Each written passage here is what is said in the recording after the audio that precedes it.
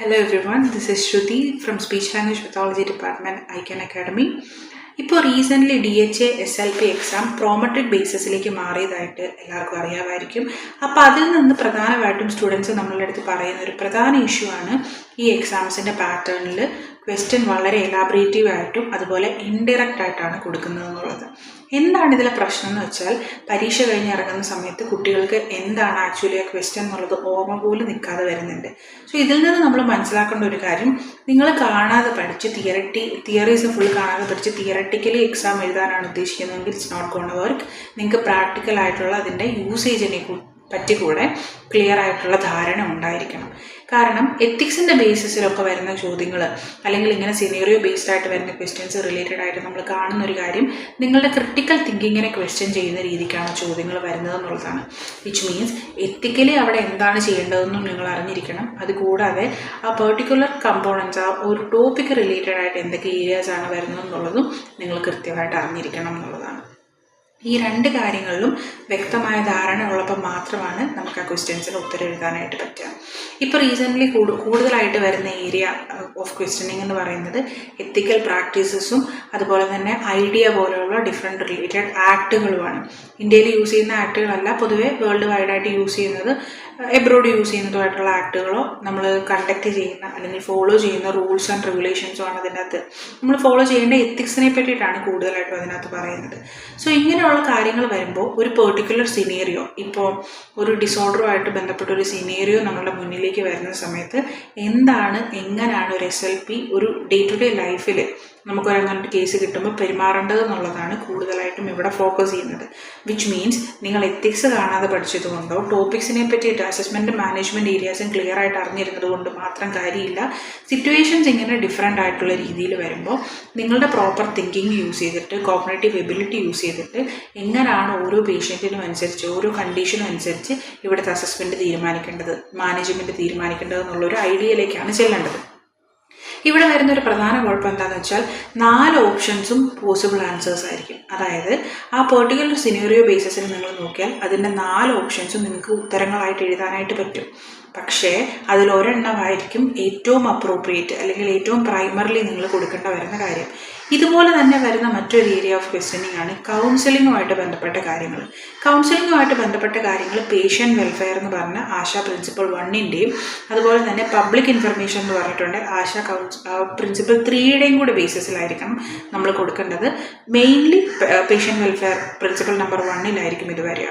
So കൗൺസിലിങ്ങുമായിട്ട് ബന്ധപ്പെട്ട് നമുക്ക് ഇന്ന് ഡിസ്കസ് ചെയ്യേണ്ട ഒരു ടോപ്പിക് എന്ന് പറയുന്നത് പേരൻ്റൽ ഇൻവോൾവ്മെൻ്റ് ആണ്. അതായത് നമ്മളൊരു കുഞ്ഞിൻ്റെ ഒരു കണ്ടീഷൻ അസസ് ചെയ്യുന്ന സമയത്ത് നമുക്ക് മൾട്ടിപ്പിൾ നമ്പർ ഓഫ് കോസസ് കാണാനായിട്ട് പറ്റും.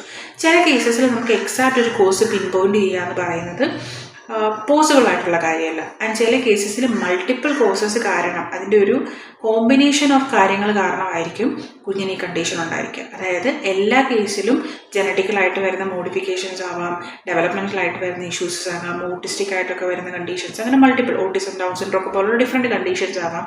പക്ഷേ ഇത് എന്തുകൊണ്ടുണ്ടാകുന്നു എന്നുള്ളത് നമുക്ക് പിൻ പോയിന്റ് ചെയ്യാൻ പറ്റിയെന്ന് വരില്ല. അപ്പോൾ നമ്മൾ കേസ് ഹിസ്റ്ററി എടുക്കുന്ന സമയത്ത് പ്രീനേറ്റലും പെരിനേറ്റലും പോസ്റ്റ്നേറ്റലും ആയിട്ടുള്ള കാര്യങ്ങളെല്ലാം അന്വേഷിക്കുന്നു. പേരൻറ്റിൻ്റെ ജസ്റ്റേഷണൽ പീരീഡിലെ അവരുടെ എൻവയോൺമെൻറ്റൽ സബ്സ്റ്റൻസ് യൂസസ്, ആൽക്കഹോളോ ടൊബാക്കോ അല്ലെങ്കിൽ ഡ്രഗ്സ്, പ്രിസ്ക്രൈബ്ഡോ അൺപ്രിസ്ക്രൈബ്ഡോ ആയിട്ടുള്ള ഡ്രഗ്സിൻ്റെ യൂസിനെ പറ്റിയിട്ടെല്ലാം നമ്മൾ ക്വസ്റ്റ്യൻസ് ചോദിക്കുന്നുണ്ട്. അപ്പോൾ അവിടെ വരുന്നൊരു പ്രധാന സംശയമാണ്, മദറിൻ്റെ ഇൻവോൾവ്മെൻറ്റിനെ പറ്റിയിട്ട് മാത്രം നമ്മൾ അന്വേഷിച്ചാൽ മതിയോ, അല്ലെങ്കിൽ കൗൺസിലിങ്ങിൻ്റെ ടൈമിൽ നമ്മൾ കൗൺസിൽ ചെയ്യുമ്പോഴത്തേക്കും പേഷ്യൻറ്റിൻ്റെ കണ്ടീഷനെ പറ്റിയും എന്തുകൊണ്ടാണ് ഇത് വരാൻ പോസിബിലിറ്റീസ് എന്നുള്ളതിനെ പറ്റിയും അവർക്ക് എന്തൊക്കെ തെറപ്പി ടെക്നിക്സ് നമുക്ക് ചെയ്യാം, എങ്ങനെ ആയിരിക്കും ട്രീറ്റ്മെൻറ്റ് എന്നൊക്കെ ഉള്ളതിനെ പറ്റി ഏകദേശം ഒരു ധാരണ ആൻഡ് അക്യുറേറ്റ് ആയിട്ടുള്ള വിവരങ്ങൾ അവർക്ക് കൊടുക്കുകയും അവരുടെ അടുത്ത് നിന്ന് കൺസെൻറ്റ് വാങ്ങിക്കുകയും ചെയ്യണം. ദാറ്റ്സ് വാട്ട് പേഷ്യൻ്റ് വെൽഫെയർ എന്ന് പറയുന്നത്. പക്ഷേ നമ്മളിത് പറഞ്ഞു കൊടുക്കുന്ന സമയത്ത് മെറ്റേണൽ ആയിട്ടുള്ള ഇൻഫ്ലുവൻസിനെ പറ്റി മാത്രം പറഞ്ഞാൽ മതിയോ എന്നുള്ളതാണ് നെക്സ്റ്റ് ക്വസ്റ്റ്യൻ. പാറ്റേണൽ ആയിട്ടുള്ള ഇൻഫ്ലുവൻസിൻ്റെ കാര്യത്തിനെ പറ്റിയിട്ട് അധികം സംസാരിച്ച് കേൾക്കാറില്ല. സോ പാറ്റേണൽ ഇൻഫ്ലുവൻസ് എങ്ങനെയാണ് വരുന്നത് എന്നുള്ളതിനെ പറ്റിയിട്ടാണ് നമ്മൾ ഡിസ്കസ് ചെയ്യുന്നത്. നിങ്ങൾ പ്രധാനമായിട്ടും ഓർക്കേണ്ട ഒരു കാര്യം, ജനറ്റിക്കൽ മെറ്റീരിയൽ എന്ന് പറയുന്നത് കുഞ്ഞിന് അച്ഛൻ്റെയും അമ്മയുടെയും അടുത്തുനിന്ന് ഒരുപോലെയാണ് കിട്ടുന്നത്, ഈക്വലിയാണ് വരുന്നത്.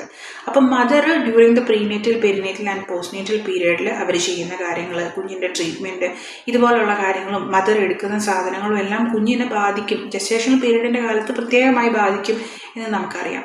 പറ്റേണൽ ഇൻഫ്ലുവൻസ് കുറച്ചും കൂടി ഒരു ഡിഫറെൻറ്റ് വേയിലാണ് വരുന്നത്. അതായത് ഫെർട്ടിലൈസേഷൻ ഓഫ് ദ എഗ്ഗിന് മുന്നേ സ്പേം പ്രൊഡക്ഷനിലാണ് ഇവിടുത്തെ പ്രധാന കാര്യങ്ങൾ ഇരിക്കുന്നത്. ഒരു മദറിൻ്റെ ഏജ് 30+ ആകുമ്പോൾ വരാൻ സാധ്യതയുള്ള പോസിബിൾ ആയിട്ടുള്ള ഇറേഴ്സിനെ പറ്റിയിട്ട്, കോംപ്ലിക്കേഷൻസിനെ പറ്റിയിട്ട് നമുക്ക് എല്ലാവർക്കും തന്നെ ധാരണയുണ്ട്. അത് നമ്മൾ അവരോട് ചോദിക്കാറും ചെയ്യാറുണ്ട്.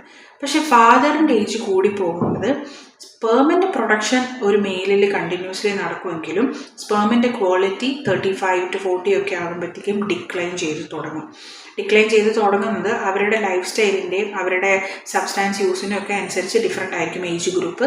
വിച്ച് മീൻസ് വളരെ ഹെൽത്തി ലൈഫ് ഹാബിറ്റ്സ് ഉള്ള ഒരാളാണ്, പ്രോപ്പറായിട്ട് ഫുഡ് കഴിക്കുന്നു, ആൽക്കഹോൾ, ടൊബാക്കോ, സ്മോക്കിങ് അങ്ങനെ ഒന്നുമില്ല എന്നുണ്ടെങ്കിൽ ആ പേഷ്യൻറ്റിന് കുറേ കൂടി കാലം ക്വാളിറ്റി ഉള്ള സ്പേം പ്രൊഡ്യൂസ് ചെയ്യാൻ പറ്റിയേക്കാം.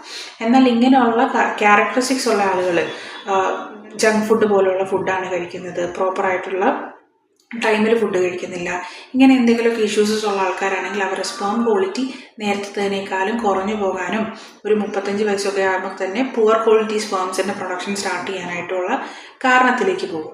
സോ സ്പേം ക്വാളിറ്റി എന്ന് പറയുന്ന ഒരു കാര്യം ഇവരുടെ ഏജ് വൈസും ഇവരുടെ ലൈഫ് സ്റ്റൈൽ വൈസും വളരെ ഇമ്പോർട്ടൻ്റ് ആയിട്ടുള്ളൊരു ഫീച്ചറാണ്.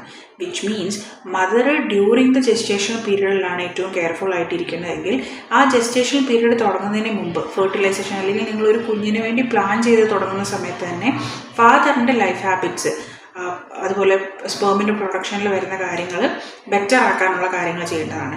ഒരു സ്പേമിൻ്റെ മെച്യൂറേഷൻ പീരീഡ് എന്ന് പറയുന്നത് ഏകദേശം 2 to 3 months ആണ്. 2 to 2.5 months അറൗണ്ടാണ് വരുന്നത്. അപ്പോൾ ആ ഒരു പീരീഡ് ഓഫ് ടൈമിൽ ഇവരുടെ ബോഡിയിലുള്ള ടോക്സിൻസ്, ഇവർ ഉപയോഗിക്കുന്ന സാധനങ്ങൾ, കഴിക്കുന്ന സാധനങ്ങളൊക്കെ ഇവരുടെ സ്പേമിൻ്റെ ക്വാളിറ്റീനെ കാര്യമായിട്ട് ബാധിക്കും.